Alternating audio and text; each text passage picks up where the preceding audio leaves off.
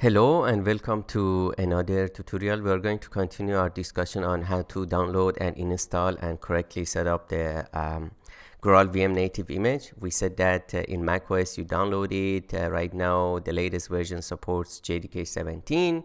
And then if you're using macOS Catalina and later, you have to make sure that the quarantine attribute of these files that you download for GraalVM is not set, so you have to remove that, and then you use the Graal updater to install the native image. And I recommended that on macOS and Linux you go ahead and set up the Graal home environment variable, and on the macOS we also looked at just quickly compiling a hello world Java application using native image to make sure that everything works fine. Obviously, to refresh your memory, the prerequisite is that you should have installed and correctly set up the default toolchain of your operating system of your platform. We saw about macOS, Windows, and Linux. Now in this lecture, I'm going to show you how to set up the native image and make sure that it works fine in Linux. So again, macOS, we set the Graal home environment variable, and here's a screenshot of my bash RC. For example, I've set up my Java home environment variable to JDK 17 home directory, and the Graal home is pointing to the home directory of the GraalVM 17, right? And then if on macOS, usually the terminal loads the bash profile. So if your terminal doesn't directly load bash RC, instead of uses bash profile, in your bash profile, you can just source the bash RC. Source just means you're telling the terminal to reload the contents of this file. Therefore, if some environment variables are defined in the bash RC, when you do the source, the terminal also goes through all the lines of code. And remember that in the bash RC file, the hash sign or pound sign, it's a comment, so they're not going to be read by the terminal when you run the source command. Only the lines that don't have the hash sign. So the pound signs or hash signs are comments, right?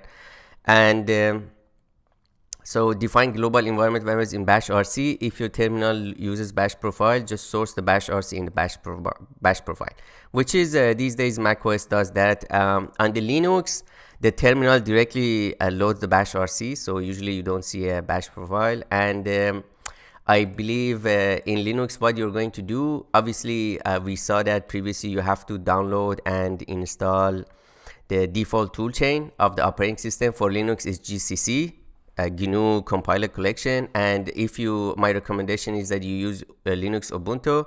Obviously Linux has a lot of flavors and various distributions. You can choose any one of those because that's your choice. My preference is always Linux Ubuntu, and it will come by default with the GCC, but you can go ahead and try to see if there are any updates available for GCC. And so let's head to my Linux machine, and then I'm going to open up a terminal, and I am going to check whether GCC is installed, and if it's installed, I'll check to see which version. So I'm going to say G++ -- version. It tells me that, remember, G++ is the command line tool for compiling C++ applications, so it triggers the C++ compiler and C++ linker. If you want to compile a C application, you have to use GCC, which triggers the C compiler and C basically linker. And again, as you see, I've already installed the fish tool, which is sits on top of the normal terminal, and it's a very nice interactive shell. I highly recommend you use it. And in my let's see whether the terminal is using bash profile or bash RC. In my home directory, as you can see, I have a bash history and bash RC, so there is no bash profile. If we open this with editor, if you look at my so I have installed Anaconda for managing my Python packages. That's why there is this line of code. This one, Conda, and then I have defined the Graal home. We will see that in Linux, the JVM or the JDKs that you install are inside the lib directory from the root directory lib JVM, Java Virtual Machine, and whatever JDK you have installed. So in macOS, it's in the library Java Virtual Machines. In Linux, it's in the lib JVM. So again, the naming is very similar, but in macOS, it's the full name library. In Linux, it's lib. In macOS, after lib, you go inside Java and then Java Virtual Machine. In Linux, you go into lib and then JVM, Java Virtual Machines, and then whatever JDKs you've installed. And now I've set my Java home to actually Graal home. So I'm using the Open JDK that comes with the GraalVM, right? And then in the path, I attach or I append the bin directory of the Graal home or Java home. Remember, Java home and Graal home are the same thing. It's not necessary, it doesn't have to be the case, so I can just set it to Graal home / bin, which explicitly says that I am using the Graal home bin directory, which means my Java executable or JVM or the Java compiler is also from the Graal JDK. So let's save this. And as I mentioned, if you are already inside the home directory, you can just source the bash rc. So there is a the reason here is that basically the reason we saw an error was because of the fish. So when you load it, it first loads the bash rc and then runs the fish command, right? Again, if you look at the bash rc, as you can see, actually we can also look it at the terminal. So if we say less bash rc, you see at the end I have return to run the fish. And fish, it's better not to load the bash rc or source the bash rc when you're running the fish, right? So it's best to load the bash rc and then at the end run the fish, and then your terminal switches to the fish shell, which is very nice. I really enjoy the fish. All right, so again, what we want to do, everything sets up which G++ is going to tell us it's in user bin G++, and then we can say sudo apt update, for example, I don't know, GCC. Actually, it's not the command. We saw previously what the command is for installing the essential tools for Linux, build essentials, right? Sudo apt install build essentials. So we can copy this and go back and run it on our Linux to make sure that it's up to date. All right, so let's run this. And build essential is already the newest version, 0 upgrade, 0 newly installed, 0 to remove. All right, so everything is up to date. Our default tool chain is fully up to date, ready to go. We can compile C++ applications. The next step is to go ahead and download the GraalVM. So download and install GraalVM. And then in order to install something with GraalVM, you kind of need to run the Nautilus in sudo mode. What I mean is that basically you say sudo and then Nautilus, right? That's the name of the graph file manager that comes with Linux Ubuntu. On macOS, it's, for example, Finder. On Windows, it's File Explorer. But in order to move, remember, we want to download the GraalVM files and then unpack it or unzip it, and then move those files to the libjvm, which is a root directory. So it's not related to our home directory, right? We are really trying to manipulate the files from the root directory. That's why we have to have administrative privileges. And in order to do that, we run the Nautilus or the file manager in the administrative mode. Otherwise, we won't be able to change anything in the root directory, right? Remember, when you log in with your user credentials, you are free to change anything from your home directory, right? So if you if I open up a new window right now, I didn't open the file explorer in the administrative mode, so it's a regular mode. It opens my home directory. I'm allowed to change anything I want. But if I want to do other location and go to the root of my file system, I'm not allowed to change anything, right? So unless I run my file explorer in the sudo mode, right? Now, obviously, you can always copy files using the sudo mode directly in terminal, but here I'm just running the file explorer in the sudo mode, so I'm allowed to do any changes. And we want to go to lib and then JVM, right? JVM. So right now I've installed OpenJDK, JDK 14, JDK 8, JDK 11, OpenJDK, Java 11 OpenJDK, Java 8 OpenJDK, GraalVM 17, right? So again, what you do is very similar. You go to the Git repository of the GraalVM and then download the version that is for your Mac OS or basic for your Linux, and then your platform, whether you're using an Intel AMD CPU or you're using a, for example, ARM CPU, right? Download GraalVM. All right, so this is the graalvm.org. We want to download the community edition, which is free, and it takes us to the Git repository. And we saw previously, we looked at the Linux. So AMD 64, this is Intel AMD x64 platform. If you're using Linux on a ARM-based CPU, then you have to download this one. So we want to download, right now I'm using an Intel 64-bit platform, so I downloaded JDK 17 version. And then there is nothing else, you just download the file, Linux AMD 64, and we're going to save it, okay, to our downloads. And then it's about 430, so it's half a gigabyte, so it takes some time to download. And after that, you just unpack it or unzip it or extract the files from this is a tarball or a compressed file. And then since I ran Nautilus in the basically sudo mode or administrative mode, I can directly basically move the files to my libjvm folder, right? So let's open a new window in a non-administrative mode, or basically the user mode, and then we go in the downloads, and we just downloaded GraalVM 17, right? And this is what we downloaded. Now the version I installed, let's go back to lib and then JVM. So the version I installed is 22.002. This newer version is 22.1. So this is a newer version. So I'm going to, let's say, extract to, or we can just extract here. So the version I installed before, and now the newer version has a little bit of updates because it's went from 002 to 10. So right now it's unzipping. So it's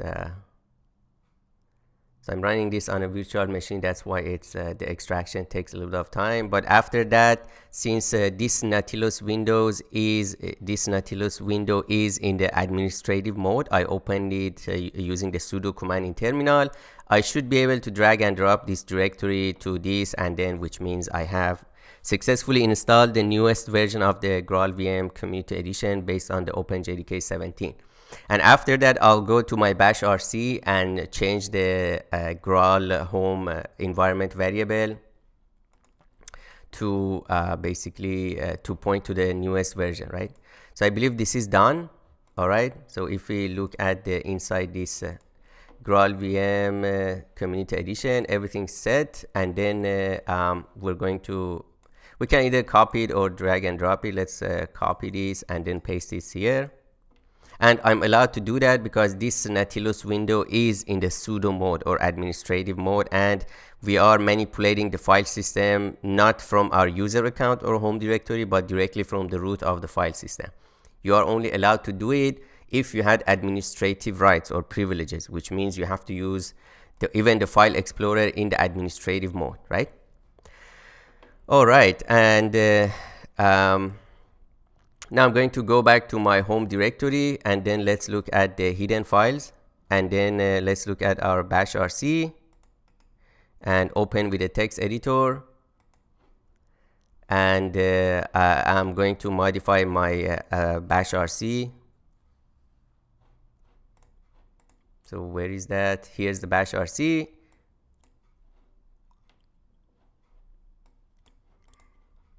And what I'm going to do, this has yeah, my virtual machine has frozen. I'm not sure why. This works fine. All right, now it's unfrozen.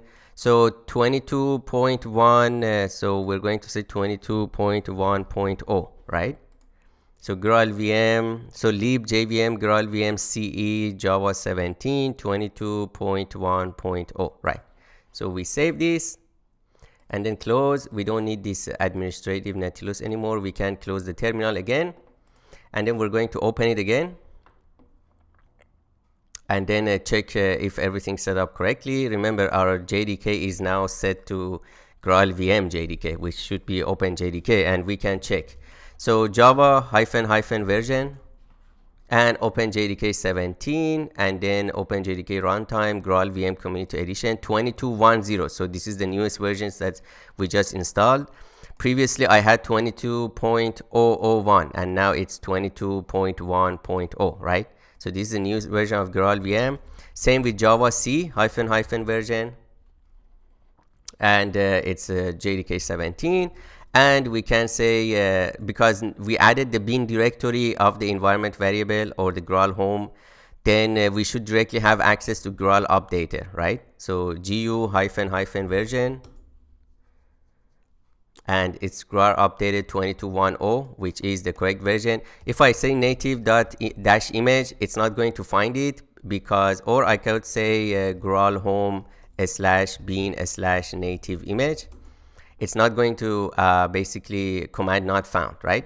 So what we need to do, because the native image tool doesn't come by default with the GraalVM, so we have to basically say Graal home /bin /gu, use the Graal updater. But because this bin directory from Graal home is already on the path, we could just directly type gu or Graal updater. But here I'm going to be explicit so that you know that we're using the Graal updater from the bin directory. And then we say install, and then native-image, right? And it says insufficient privileges. The reason is that this bin directory of the Graal home is not related to my home directory, right? It's related to the root file system, which is in the libjvm. So we kind of need to run it in sudo mode, sudo, and then Graal home /bin /gu, right? I'm putting in double quote to make sure that nothing goes wrong. And then install a native image. We give it the password, and it's going to reach out to the Git repository, download the native image tool, and then install it. So installing new component native image for the version 22.10 successfully installed. And now we can check it using Graal home bin / native image -- version. And GraalVM 22.10 Java 17. So the native image has been successfully installed. And again, note that I could also directly type native image -- version, because the bin directory of the Graal home is on my path, right?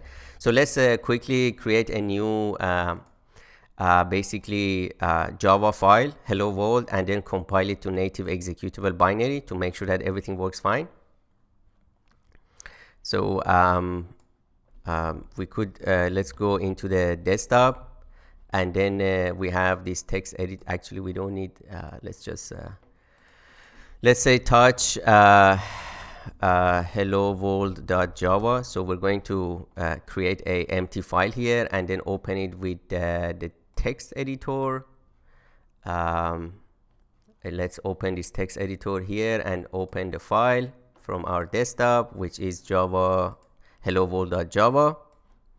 And I'm gonna try to increase the font size. Let's see, preferences, and then editor font, use the system, let's go 15. Okay, and then we're not going to put it in any package, so we're just going to say public class hello world. All right, and then here we're going to say that public static void main a string array args, right? And then here we're going to just say that system.out.println hello world from Java in Linux. All right, so semicolon, everything looks good. And then right now we are in the desktop, so obviously first we need to compile Java C. And then the class path, we don't need to specify the class path because this class doesn't have any dependency and it's just one file. So by default, this class path is the current working directory, and we are already in the desktop. So writing -cp dot is optional. And then we're going to say hello world.java. and it's going to hopefully successfully compile, and then we get the hello world.class. And after that, the only thing that remains is that first of all, we can make sure that our hello world application works fine. So let's see, hello world from Java in Linux. So the JVM can successfully launch. And now we type native image -cp current directory, and then what's the name of the class that we want to compile? Hello world, right? Remember, you don't give the name of the Java file, you give the name of the class, right? And then we launch this, and by default, if you don't specify the name for the output application or output executable, it's going to have the name of the class in lowercase letters.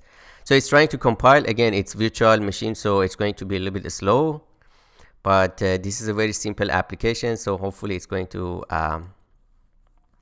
compile soon. Let's see. So GraalVM native image generating hello world. This is the name of the application, which is the name of the class, all in lower letters, and it's executable, right?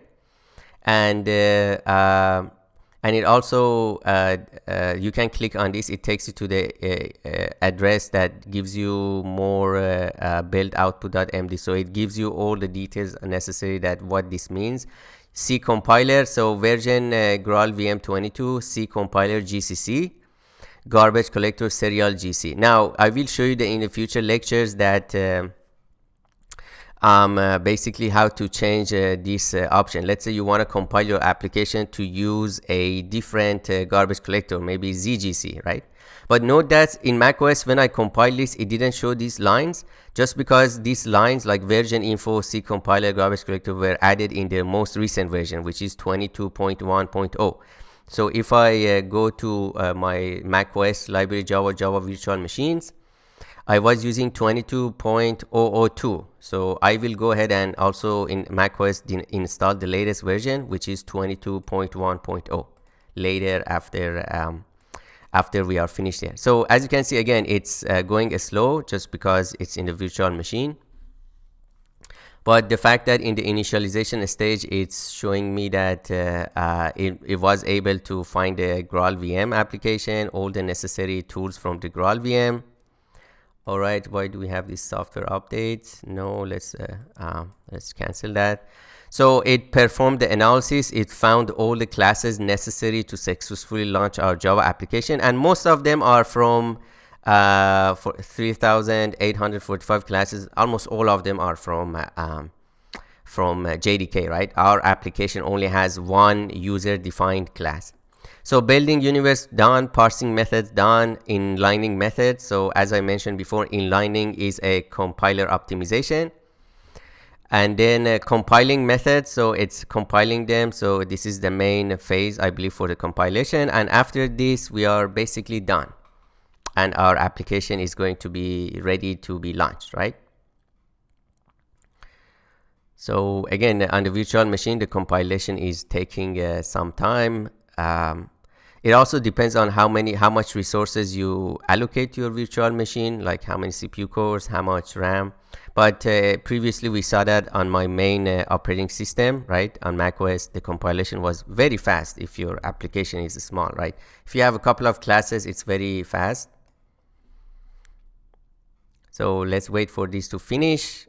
I am going to go back to our PowerPoints.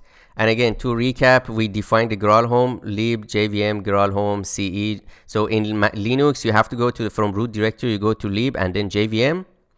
And again, the most recent version of the GraalVM at the time of recording this lecture is 22.1.0. And then the recommendation is to add the Graal home as a global environment variable. Now, if you want to add the bin directory of the Graal home, and then the native image is also available. And again, you have to use the Graal updater after you download the Graal VM. You have to use the Graal updater command line tool with the install option and separately install the native image, right? And then you're all set up. And as you can see, we are done with compilation here. And it tells me that it created a executable called hello world in my desktop. So and we are already in the desktop, so we can say dot /hello world. As I mentioned before, in Unix based operating system like macOS and Linux, the current directory is not added to the path environment variable by default. So if you have an executable application in the current directory, you should always tell it /, right? So if you don't specify that, as I mentioned, the rule in terminal is that when you type the name, the terminal assumes that this is the name of an executable binary that it has to find. And right now it doesn't find it. And fish is actually very intelligent. It highlights it in red, saying that I couldn't find it, right? When it can't find an application, it highlights in blue. So if I say /hello world, fish tells me that this is okay. And if I run it, it says hello world from Java in Linux. And we fully compiled our simple class file into a native executable binary for the Linux operating system and Intel 64-bit, right?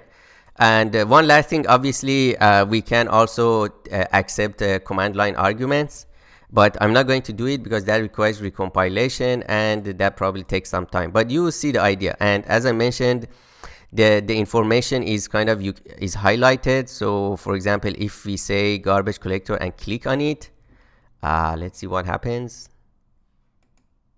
Open hyperlink.